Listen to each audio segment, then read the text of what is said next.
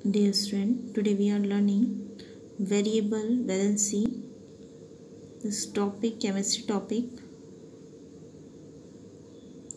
Periodic table में से या आवर्त सारणी में से जितने डी ब्लॉक के तत्व होते हैं, जिसे हम ट्रांजिशन एलिमेंट या फिर संक्रमण तत्व कहते हैं, उन संक्रमण तत्वों में से कुछ तत्व जो होते हैं वो वेरिएबल वैलेंसी को प्रदर्शित करते हैं।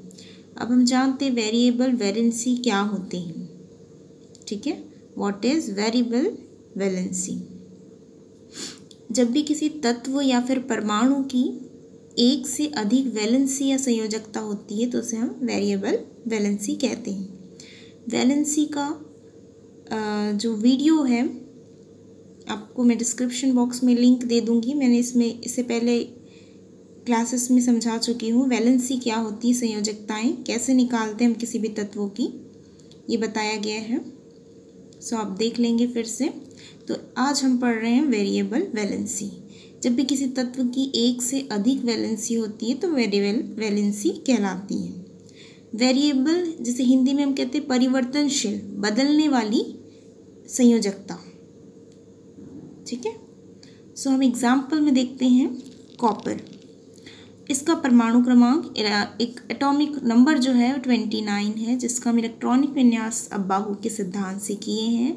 अब्बाहू सिद्धांत क्या होते हैं ये आपको बताया जा चुका है क्लासेस में। ठीक है, तो उसी के अकॉर्डिंग यहाँ पर हमने उसका इलेक्ट्रॉनिक कन्फिगरेशन या फिर इलेक्ट्रॉनिक विन्यास किए हैं। और इलेक्ट्रॉनिक विन्यास अब्बाहू के सिद्धांत से हम करते हैं उनकी ऊर्जाओं को देखते हुए। यदि निम्न ऊर्जा है तो निम्न ऊर्जा के इलेक्ट्रॉन्स पहले रखे जाते हैं, फिर उच्च ऊर्जा वाले इलेक्ट्रॉन्स को बाद में रखा जाता है। ठीक है, सो यहाँ पर हम इसका इलेक्ट्रॉनिक विन्यास कर लिए और लास्ट वाले जो इसके इलेक्ट्रॉन्स है उसे हम ऑर्बिटल्स में भरते हैं, कक्षकों में भरे हैं। सो यहाँ पर आप देख रहे हैं, अब यहाँ पर आप लोग देखेंगे कि एस जो उपकोष होते हैं, देखो ये एक एटॉम बना हुआ है, एक परमाणु बना हुआ है जिसमें ये नाभिक है और ये जो पूरी लेयर दिखाई दे रही है ये कोश होते हैं, KLMN, ये कोश है। ठीक है, कोश होते हैं ये। और ये क्या होते हैं, SPDF, ये उपकोष होते हैं। तो उपकोष के अंदर क्या पाए जाते हैं, ऑर्बिटल्स या कक्षक पाए जाते हैं जिसमें इलेक्ट्रॉनों को हम भरते हैं। जैसे कि आप यहाँ पर देख रहे हैं कि S जो उपकोष है उसमें 2 इलेक्ट्रॉन्स पाए जाएंगे और उसका एक कक्षक होगा। ये इस तरीके से जो बना हुआ है वो कक्षक ऑर्बिटल है जिसमें 2 इलेक्ट्रॉन्स भरे हुए हैं और इसमें 3 ऑर्बिटल्स या कक्षक पाए जाते हैं P उपकोष में, जिसमें 6 इलेक्ट्रॉन भरे, इसमें 5 ऑर्बिटल्स होते हैं जिसमें 10 इलेक्ट्रॉन भरे होते हैं, इसमें 7 ऑर्बिटल होते हैं जिसमें 14 इलेक्ट्रॉन भरे होते हैं। तब ये क्या कहलाएंगे, फुलफिल्ड कहलाते हैं, मतलब कंप्लीट या स्टेबल कहलाते हैं। जब कक्षक इस तरीके से भरे रहेंगे एक एक एक पूरे ऑर्बिटल्स में यदि एक एक इलेक्ट्रॉन भरे रहते हैं तो भी वो स्टेबल या कंप्लीट कहलाएंगे, या फिर पूरी तरह भरे रहते हैं 2-2 करके तो भी वो कंप्लीट या फिर स्टेबल कहलाते हैं। चाहे वो हाफ फिल्ड रहे या फुल फिल्ड रहे, कंप्लीट ही या स्टेबल ही कहलाते हैं। लेकिन यहाँ पर क्या हो रहा है आप देख रहे हैं, यहाँ पर इलेक्ट्रॉन कितने भरे हुए हैं इसमें, इस ऑर्बिटल में D के 5 कक्षक होते हैं, हमने देखे उसमें 10 इलेक्ट्रॉन भरे रहेंगे या फिर 5 इलेक्ट्रॉन भर रहेंगे तब वो स्टेबल या फिर कंप्लीट कंडीशन में रहेगा। लेकिन यहाँ पर क्या है, टोटल 9 इलेक्ट्रॉन्स जो है वो ऑर्बिटल्स में भरे हुए हैं, कक्षकों में, और एक जो है वो क्या है, अनपेयर्ड है, खाली है, एक ही इलेक्ट्रॉन उसमें है या अर्धपूरित है वो। ठीक है, तो ये क्या है, स्टेबल की कंडीशन में नहीं है, अनस्टेबल है। तो इसे स्टेबल करने के लिए, कंप्लीट करने के लिए, क्योंकि हर एक इलेक्ट्रॉन को स्टेबल होना ज़रूरी है, ठीक है, तभी उसकी वैलेंसी हो पाती है। सो इसको अपने आप में स्टेबल होना है तो ये क्या करेगा, इससे जो आउटर जो ऑर्बिट का जो इलेक्ट्रॉन रहेगा, यानी आउटर कोश का जो इलेक्ट्रॉन रहेगा, आउटर कोश में क्या पाए जाएंगे, 4s पाए जाएंगे। देखो सबसे पहले ये 1s पाया जाएगा पहला कोश में, फिर 2s, फिर 2p, फिर 3 वाले जितने भी रहेंगे, 3 में देखो 3s है, फिर 3p है, फिर 3d है। बाद में कौन आ रहे हैं, 4 आएंगे। ठीक है, बाद में 4 आएंगे। स्टार्टिंग में पहले क्या आ जाएंगे, जितने भी डी के हैं या चाहे एस हो, पी हो, डी हो, पहले जितने के 3 हैं वो सब आएंगे, बाद में 4s वाले आते हैं। तो आउटर कोश में कौन आ रहा है, 4s आ रहा है। ठीक है, तो ये जो आउटर कोश के जो इलेक्ट्रॉन्स है 4s, वो ही क्या करते हैं, इलेक्ट्रॉनों को क्या करते हैं, ट्रांसफ़र करेंगे, जिससे वो स्टेबल की कंडीशन में आ जाएगा। तो ये स्टार्टिंग में क्या करते हैं, पहले केस में क्या करेंगे, पहली स्थिति में क्या करेंगे, वो 2 इलेक्ट्रॉनों को ट्रांसफ़र कर देंगे। तो कॉपर की वैलेंसी क्या हो जाएगी, 2 हो जाएगी। तो उसकी ऑक्सीकरण अवस्था भी हम 2+ लिखेंगे, क्योंकि 2 इलेक्ट्रॉनों को उसने त्यागा है। त्याग रहे हैं मतलब डोनेट कर रहे हैं, 2+ के चार्जेस हो गए। ठीक है, तो इस तरीके से हो गया। और उस कंडीशन में 2 इलेक्ट्रॉनों को उसने त्यागे हैं, तो उसका एटॉमिक नंबर 29 था, तो 27 में आ गया। और दूसरे केस में क्या करते हैं, वो एक को कंटेंट रखते हैं, मतलब एक को अपने में रखते हैं, अपने ही कक्षक में, और एक इलेक्ट्रॉन को क्या कर देते हैं, वो डोनेट कर देते हैं। तब उस केस में क्या होगा, कॉपर की वैलेंसी 1 होगी। जब कॉपर की वैलेंसी 2 होती है तो उसमें एक यौगिक का फॉर्मेशन होता है, जिसे हम क्या कहते हैं, क्यूप्रिक ऑक्साइड। और जब वो क्यूप्रस ऑक्साइड, यहाँ पर जब वो 1 वैलेंसी होगी तो उसे हम बोलते हैं क्यूप्रस ऑक्साइड।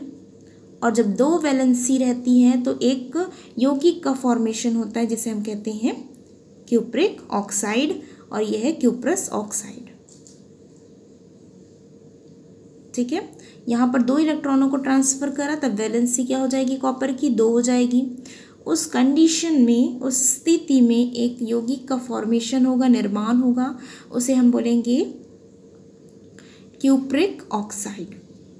और जब यहाँ पर एक ही वैलेंसी, इसको स्टेबल करने के लिए यहाँ पर जब पूरे इसमें 2 है, तो इसे भी 2 बनाने के लिए यहाँ का एक इलेक्ट्रॉन ट्रांसफ़र हो कि यहाँ पर जाएगा, तब इस स्टेबल कंडीशन में होता है। तो एक इलेक्ट्रॉन को उसने क्या किया है, ट्रांसफ़र किया है। तो उस कंडीशन में कॉपर जो है उसकी वैलेंसी 1 हो गई। तो उस स्थिति में एक यौगिक का निर्माण हो गया, उसे हम बोलेंगे क्यूप्रस ऑक्साइड। ठीक है, तो जब एक इलेक्ट्रॉन को ट्रांसफ़र किया है तब कॉपर पर 1+ चार्ज आया है। ठीक है, और उसके जो एटॉमिक नंबर था वो 28 हो गया, क्योंकि एक इलेक्ट्रॉन को उसने ट्रांसफ़र कर दिया। ठीक है, तो इस तरीके से वेरिएबल वैलेंसी, हमने 2 वैलेंसियों को देखा। जो एक से अधिक वैलेंसी रहती है किसी भी तत्व की, तो वो वेरिएबल वैलेंसी कहलाती है। फिर इसी पर बेस्ड बहुत सारे क्वेश्चन पूछे जाएंगे एग्जाम में। व्हाट इज़ वेरिएबल वैलेंसी, अभी हमने देखा। और क्यूप्रिक यानी कि Cu+ तथा क्यूप्रस यानी कि Cu2+ में क्या अंतर होते हैं, आप अंतर को बताओगे। इनकी वैलेंसी के अकॉर्डिंग ही इनकी ऑक्सीकरण अवस्था बनती है। और उसके बाद क्यूप्रिक ऑक्साइड है और क्यूप्रस ऑक्साइड, इन दोनों में क्या अंतर होता है। क्यूप्रिक ऑक्साइड और क्यूप्रस ऑक्साइड में दोनों में क्या अंतर होता है, इसे बताना है आपको। इस टाइप के क्वेश्चन एग्जाम में पूछे जाएंगे। तो आपको बताना है कि जब वैलेंसी 2 रहती है तब क्यूप्रिक ऑक्साइड का निर्माण होता है, और जब वैलेंसी 1 रहती है तो क्यूप्रस ऑक्साइड का निर्माण होता है। अब इन दोनों में अंतर बताएंगे। देन उसके बाद ऑर्बिटल स्टेबिलिटी कब प्रदर्शित करते हैं, जब क्या रहेंगे, हाफ फिल्ड या फिर फुल फिल्ड रहेंगे, तब स्टेबिलिटी को प्रदर्शित करता है। अदरवाइज ये फिर इनकम्प्लीट कहलाते हैं जब ऐसी स्थिति आती है तो। सो ये वेरिएबल वैलेंसी को हमने देखा है। सो आप इसको नोट डाउन कर लेंगे अपनी कॉपी में, और कुछ डाउट होगा तो आप कमेंट करेंगे।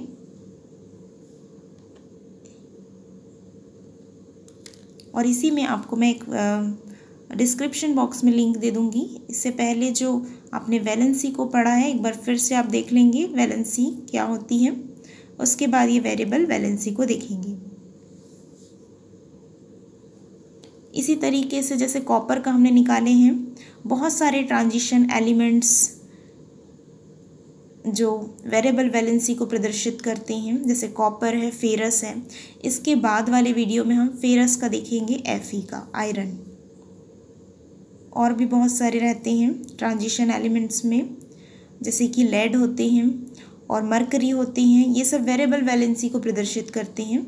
सो इसके बाद वाला वीडियो फेरस का रहेगा, आयरन का, उसे भी आप देखेंगे।